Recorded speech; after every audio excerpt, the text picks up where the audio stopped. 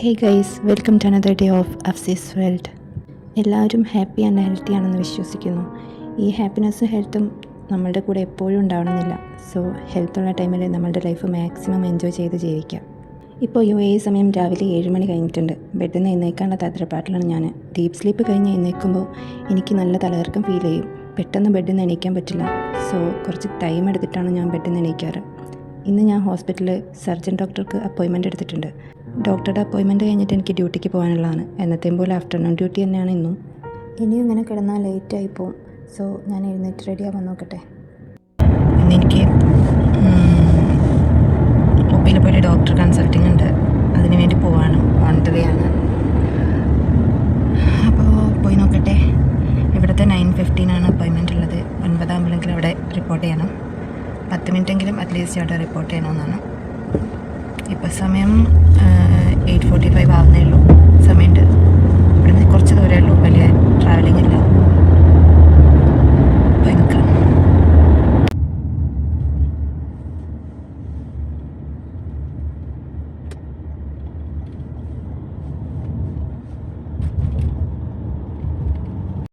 ഇന്നിപ്പോൾ എനിക്ക് പെയിൻ എന്ന് പറഞ്ഞാൽ വലിയ പെയിനില്ല. ഇന്നലെ ഞാൻ ഹോസ്പിറ്റലിൽ പോകുമ്പോഴുള്ള അവസ്ഥ ഒന്നും ഇപ്പം ഇല്ല. കുറച്ച് കുറവുണ്ട്, ചെറിയൊരു വ്യത്യാസമൊക്കെ ഉണ്ട്. എന്നാലും ഡോക്ടറെ ഒന്ന് കൺസൾട്ട് ചെയ്യാം. എനിക്കിതൊന്ന് ഇതിൽ നിന്നൊരു കംപ്ലീറ്റ്ലി ഒരു രക്ഷ വേണമല്ലോ. കാരണം ഞാൻ ഡ്യൂട്ടി ചെയ്യുന്നതാണല്ലോ. അപ്പോൾ എനിക്ക് ഡ്യൂട്ടിയൊക്കെ എടുക്കാൻ നല്ല ബുദ്ധിമുട്ടുണ്ട്. അപ്പോൾ എന്തായാലും ഡോക്ടറെ കണ്ട് എനിക്കിതിനെന്താ ഇനി ഒരു നെക്സ്റ്റ് സ്റ്റെപ്പ് നിങ്ങൾക്ക് അറിയണം.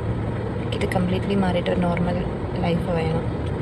ഇങ്ങനെ സിക്കായിട്ട് ഇങ്ങനെ ഇരിക്കാൻ എനിക്ക് തീരെ ഇഷ്ടമില്ല. കാരണം എനിക്ക് ജോലിക്ക് പോകണം. എൻ്റെ നോർമൽ കാര്യങ്ങളെല്ലാം അതിൻ്റെ മുറയ്ക്ക് നടന്നു പോകണമെങ്കിൽ ഹെൽത്ത് വേണം. എല്ലാ മനുഷ്യന്മാർക്കും അങ്ങനെയാണ്. ഇരിക്കാൻ വേണം അങ്ങനെ ഒരു ഹെൽത്തി ആയിട്ടുള്ള ലൈഫ്. നോർമലായിട്ട് ഇരിക്കാൻ പൂതിയാവുക. സീരിയസ് ആയിട്ട് സിൻസിയറായിട്ട് പറയുകയാണ്. എനിക്ക് കഴിഞ്ഞ 10 ദിവസമായിട്ട് പെയിനാണല്ലോ. അപ്പോൾ ഒന്ന് പെയിൻ ഇല്ലാണ്ടൊന്ന് ഇരിക്കാൻ കൊത്തിയാവുന്നുണ്ട് നല്ലപോലെ. നോക്കട്ടെ. ഇതിനങ്ങനെ അത്ര കാര്യമായിട്ടൊന്നും ചെയ്യാനില്ല എന്നാണ് ഡോക്ടർ അന്ന് പറഞ്ഞത്. നോക്കട്ടെ നെക്സ്റ്റ് സ്റ്റെപ്പായിട്ട് എന്തെങ്കിലും ചെയ്യാനുണ്ടോ. അന്ന് സ്കാനിങ്ങിൽ തന്നെ അവർ മെൻഷൻ ചെയ്തിട്ടുണ്ട് ഇതിൽ കൂടി സ്കാനിങ് ചെയ്യണം. ഇതിനൊന്ന് ക്ലാസിഫൈ ചെയ്തിട്ട് എന്താണെന്ന് അറിയാൻ വേണ്ടിയിട്ട്. അപ്പോൾ അതിപ്പോൾ എടുക്കണോ അല്ലെ 6 മന്ത് കഴിഞ്ഞിട്ടൊന്ന് നോക്കിയാൽ മതിയോ. ഈ ഒരു ഇതുണ്ടെങ്കിൽ സ്റ്റിൽ ഇങ്ങനെ നോർമലി ഇങ്ങനെ എല്ലാവർക്കും പെയിൻ ഉണ്ടാവുമോ എന്നുള്ളതൊന്നും അറിയണം. അങ്ങനെയാകുമ്പോൾ എന്താ എനിക്കറിയില്ല. ഞാൻ എന്നെ ഓക്കെ ആക്കേണ്ടി വരും. എനിക്കിതുള്ളതുകൊണ്ടാണ് ഇങ്ങനെ പെയിൻ, ഇത് ഞാൻ സഹിക്കണം, ഇത് നോർമലാണ്, ഈ ഒരു സിംറ്റം, ഈ ഒരു കാര്യം ഉള്ളതുകൊണ്ടാണ് ഇങ്ങനെ ഒരു പെയിൻ, അത് ഞാൻ എന്നെ പറഞ്ഞ് പഠിപ്പിക്കേണ്ടി വരും. വേറെ വഴിയില്ല. അപ്പോൾ ഞാൻ ഓൾറെഡി എൻ്റെ ബ്രെയിൻ ട്യൂമറിൻ്റെ കാര്യത്തിൽ ഞാൻ എൻ്റെ എല്ലാ സിംറ്റംസും എനിക്ക് ഇതുള്ളതുകൊണ്ടാണ്. അപ്പോൾ ഞാൻ ഇതും കൊണ്ട് ജീവിക്കണം. ഇതുള്ളതുകൊണ്ട് എൻ്റെ ലൈഫ് സ്റ്റെക്ക് ആവരുതെന്ന് വിചാരിച്ച പോലെ ഇനിയിപ്പോൾ ഈ ഒരു കാര്യം ഉള്ളതുകൊണ്ട് ഞാൻ ഇതും കൊണ്ട് ജീവിക്കണം എന്ന് വിചാരിക്കേണ്ടി വരും.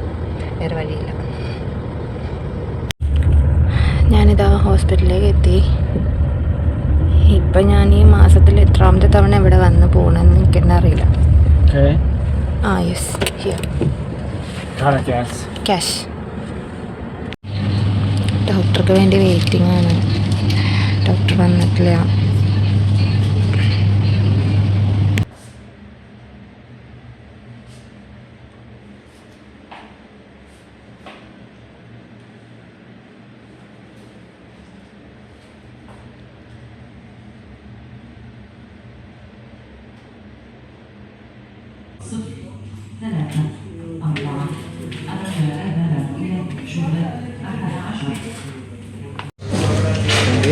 ഞാനിവിടെ ഫാർമസിയിൽ വെയിറ്റിംഗ് ആണ്. എൻ്റെ ഫോൺ നമ്പർ വേണ്ടി വെയിറ്റ് ചെയ്യാണ് കേട്ടോ. എൻ്റെ ബാക്കിൽ ഫാർമസിയാണ്. ഫ്രണ്ടിൽ കൗണ്ടറിൽ ഒരു മെഡിസിൻ ആദ്യം നമ്മൾ ബില്ല് ചെയ്യണം. ടോക്കൺ തന്നിട്ട് അതിന് വെയിറ്റ് ചെയ്യാണ്.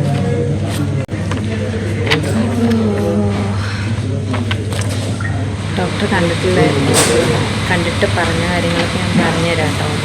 എൻ്റെ തൊട്ടടുത്തൊന്നും മലയാളീസില്ല. അതോടെ എത്ര ധൈര്യത്തിൽ ഞാൻ സംസാരിക്കണം. അല്ലെങ്കിൽ ഞാൻ ഉൾപ്പെടാക്കോ വീഡിയോ. അപ്പോൾ ഡോക്ടറെ കണ്ടിട്ട് പറഞ്ഞ കാര്യങ്ങളൊക്കെ പറഞ്ഞുതരാം കേട്ടോ. വെയിറ്റ് ചെയ്യണേ ഗൈസ്. അപ്പോൾ ഡോക്ടറെ കാണിച്ചു. ഡോക്ടറെ ടാക്സി വന്നു. ഞാൻ ടാക്സി കയറട്ടെ. ഞാനപ്പോൾ ഡോക്ടറെ കണ്ടു. ഡോക്ടർ എനിക്ക് സിക്ക് ലീവ് ലെറ്റർ തന്നിട്ടുണ്ട്. ലീവ് എടുത്ത് റെസ്റ്റ് എടുക്കാനാണ് പറഞ്ഞത് കുറച്ച് ദിവസം. ഇവിടെ ഇൻഷുറിൽ കവർ ചെയ്തിട്ട് 3 days ആണ് നമുക്ക് ലീവ് കിട്ടുക.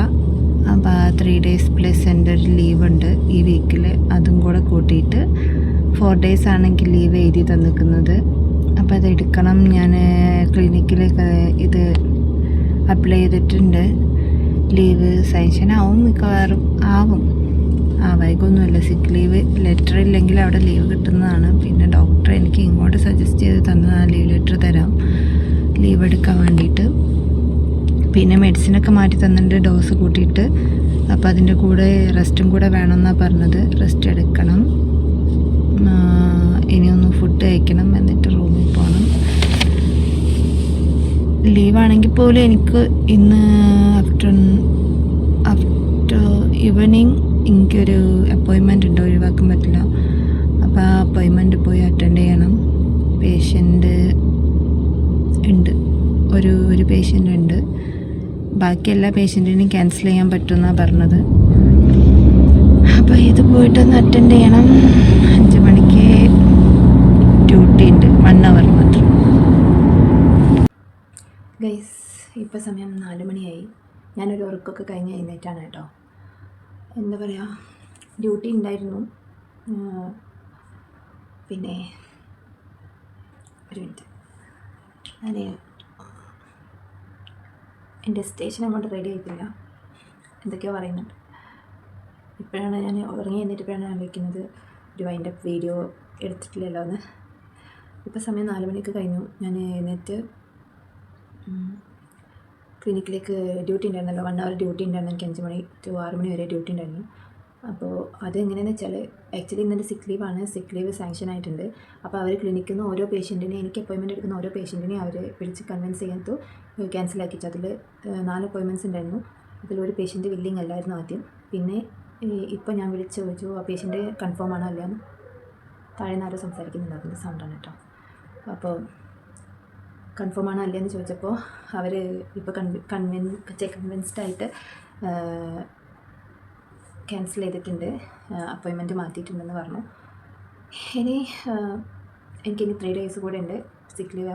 ഓൾറെഡി എൻ്റെ ഇന്നത്തെ സിക്ക് ലീവ് ഇന്നത്തെ ദിവസം എൻ്റെ 4 days സിക്ക് ലീവ് ഇൻക്ലൂഡഡ് ആയി. ഒരു ഡേ കഴിഞ്ഞു. പിന്നെന്താ, അപ്പോൾ അങ്ങനെയൊക്കെയാണ്. ഇവിടെ ഞാൻ പറഞ്ഞല്ലോ 3 days ആണ് സിക്ക് ലീവ് നമുക്ക് കിട്ടുക. അത് എന്താണ്, ഇൻഷുറൻസ് കവേർഡ് ആയിട്ടുള്ള അങ്ങനെ എന്തോ ഒക്കെ ഒരു പരിപാടി ഇതിനകത്തുണ്ട്. അങ്ങനെയുള്ളൊരു സിക്ക് ലീവാണ് 3 days. ആക്ച്വലി എനിക്കത് അതിൽ കൂടുതൽ വേണം എന്നാണ് ഡോക്ടർ പറഞ്ഞിട്ടുള്ളത്. എന്നാലും ഈ സിക്ക് ലീവ് കഴിഞ്ഞിട്ട് കുറച്ചൊന്ന് ശ്രദ്ധിച്ച് അപ്പോയിൻമെൻറ്റ്സ് കുറച്ചെടുത്തിട്ട് വർക്ക് ചെയ്യാമെന്നാണ് എൻ്റെ പ്ലാന്.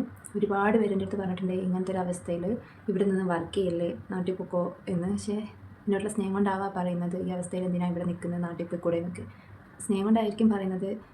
പക്ഷേ ഞാൻ ഇങ്ങോട്ട് കയറി വരുന്നതിന് മുന്നേ എൻ്റെ മനസ്സിലുണ്ടായിരുന്നു കഷ്ടപ്പാടായിരിക്കും, ഇവിടെ സുഖമൊന്നും ആയിരിക്കില്ല എന്ന്. പക്ഷേ ഇവിടെ പിടിച്ച് നിൽക്കണം, നിന്നേ മതിയാവും. 1 കൊല്ലം ഞാൻ നിന്നല്ലോ, ഇനി അങ്ങോട്ടും 1 വർഷം കൂടെ ഉണ്ട്. കറക്റ്റ് 1 വർഷം ഉണ്ട് എനിക്കിനി. ആ 1 വർഷം കൂടെ എനിക്ക് കംപ്ലീറ്റ് ചെയ്യണം. പിടിച്ച് നിൽക്കും. ഈ അസുഖം ചിലപ്പോൾ കുറച്ച് ദിവസം കഴിഞ്ഞാൽ മാറുമായിരിക്കും. ഇപ്പോൾ വീട്ടിൽ നിന്നാണെങ്കിലും വീട്ടിൽ നിന്ന് വിളിച്ച് പറഞ്ഞിട്ടുണ്ട് മതി ഇങ്ങോട്ട് പോര്, റിസൈൻ കൊടുക്കണമെന്നൊക്കെ ചോദിച്ചിട്ട്. പക്ഷേ അവർക്ക് കാണുമ്പോൾ പേടിയുണ്ടാവും.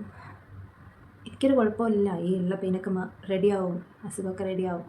എന്നിട്ട് ഞാൻ പഴയതുപോലെ ആക്റ്റീവായിട്ട് എൻ്റെ വീഡിയോസ് ഇതിൽ മുന്നിലുള്ളവർക്ക് അറിയാം, ക്ലാരിറ്റി ഒന്നും ഇല്ലെങ്കിൽ ഞാൻ കുറച്ച് ആക്റ്റീവായിട്ട് വ്ളോഗൊക്കെ ചെയ്യുന്ന, എൻ്റെ ലൈഫ് സ്റ്റൈൽ വ്ളോഗ് ചെയ്യുന്ന ഒരാളാണ്. എനിക്കിങ്ങനെ സത്യം പറഞ്ഞാൽ ഇങ്ങനെ സിക്കായിട്ടുള്ള ഈ നെഗറ്റീവ് ഒന്നും ആരും കാണിക്കണമെന്നില്ല. പക്ഷേ ചിലപ്പോൾ വൺ സൈഡ് നോക്കുമ്പോൾ എന്നെപ്പോലെ അസുഖം ഉള്ള എന്താ പറയുക, എന്നെപ്പോലെയുള്ള ആർക്കെങ്കിലും ഇതൊരു അവയർനെസ് ആയാലോ എന്ന് വിചാരിച്ചിട്ടാണ് കേട്ടോ ഞാൻ ഇങ്ങനെയുള്ള കാര്യങ്ങളൊക്കെ കാണിക്കുന്നത്. ഇന്ന് ചായം തോളില്ലാത്ത ഒരുപാട് ആളുകൾ ഇങ്ങനെയും ഭൂമിയിലുണ്ട്. അസുഖമായിട്ടും ജോലി ചെയ്യുന്നതും കുടുംബത്തിനായിട്ട് കഷ്ടപ്പെടുന്ന ലേഡീസ് മാത്രമല്ല, ജെൻസും ഉണ്ട്. എന്താ പറയുക, ഇതൊക്കെ റെഡിയാവും. Good days will come. ഞാൻ അങ്ങനെയാണ് എപ്പോഴും എന്നോട് പറയല്, ബെറ്റർ ഡേയ്സ് ആർ കമ്മിങ്. പിന്നെ വേറെന്താ, അപ്പം എനിക്കിന്ന് ഡ്യൂട്ടി ഇല്ല. ഇന്ന് തൊട്ട് ഇനി 3 days കൂടെ ഡ്യൂട്ടി ഇല്ല.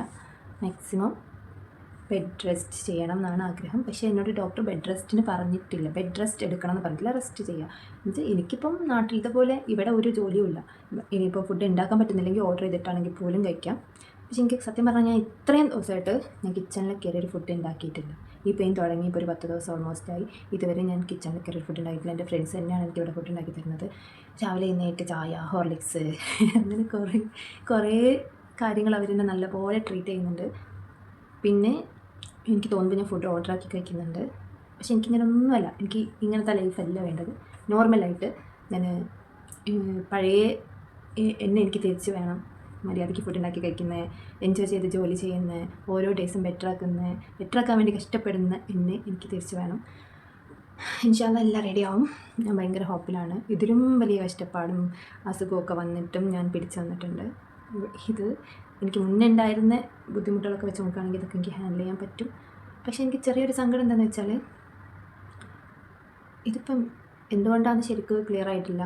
ഇപ്പോൾ ജസ്റ്റ് ഒരു USG മാത്രം എടുത്തു, അതിലൊരു ലീഷൻ ഉണ്ടെന്ന് പറഞ്ഞത്. അതെന്ത് ക്ലാസിഫൈ ചെയ്തിട്ട് അതെന്ത് തരം ലീഷനാണെന്ന് കണ്ടിട്ടില്ല. വെയിറ്റ് ചെയ്യാം. ഒട്ടും റെഡി ആവുന്നില്ലെങ്കിൽ മാത്രമല്ല ബാക്കിയുള്ള കാര്യങ്ങളിലേക്ക് പോകേണ്ടതുള്ളൂ.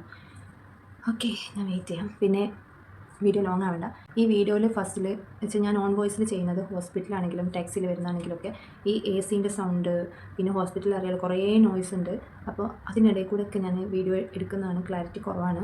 അപ്പോൾ നിങ്ങളതൊക്കെ ഒന്ന് സ്കിപ്പ് ചെയ്യണം. അല്ല, വീഡിയോ സ്കിപ്പ് ചെയ്യണമെന്നല്ല, അങ്ങനെയുള്ള ഇറിറ്റേറ്റഡ് ആയിട്ടുള്ള കാര്യങ്ങളൊക്കെ ഒന്ന് സ്കിപ്പ് ചെയ്യണം. കാരണം ഇപ്പോൾ എനിക്ക് മൈക്കൊന്നുമില്ല. ഇൻഷാ അല്ലാഹ് എല്ലാം എനിക്ക് ഒന്ന് സെറ്റപ്പ് ആക്കി എടുത്ത് നല്ലപോലെ വീഡിയോ ഒക്കെ ചെയ്യണം. അപ്പോൾ നെക്സ്റ്റ് ഡേ പുതിയ വിശേഷങ്ങളുമായിട്ട് കാണുന്നത് വരെ